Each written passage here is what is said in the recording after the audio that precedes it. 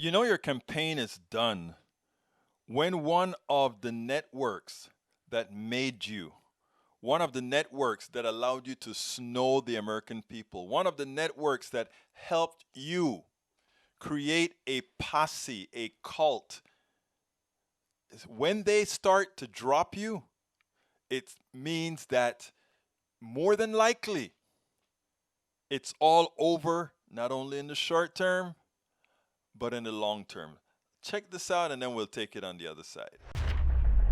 This is Neil Cavuto pulling away from White House spokeswoman Kayleigh McEnany. You don't oppose an audit of the vote because you want an accurate count. You don't oppose our efforts at sunlight and transparency because you have nothing to hide. You take these positions because you are welcoming fraud and you are welcoming illegal voting. Our position is clear. We want to protect the franchise of the American people. We want an honest, accurate, lawful count. We want maximum sunlight. We want maximum transparency.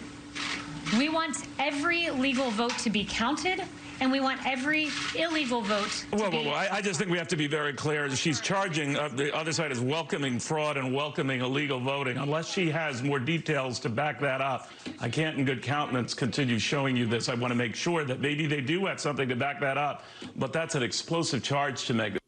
So, Steve, Neil Cavuto, a person with a conscience who understands not just that those are flagrant lies, there have been Trump observers in where all of the counting is ongoing. And a lot of these officials at the state level, Georgia and other places, are Republicans. So she's accusing a whole bunch of people that have absolutely no reason to be in on some massive, non-existent conspiracy of things that they have no incentive to do.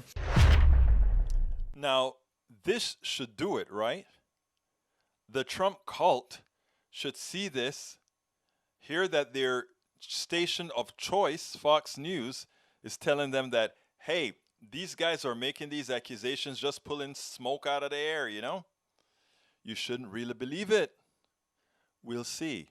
But just think about it. It wasn't only Fox News that gave a lot of leverage to Donald Trump. It was all the networks. Then all turned against him, including Fox. He created his own. And now he has a whole country, or rather, he has 40-something% of the country that is ultimately sick. This is what bad media does for you.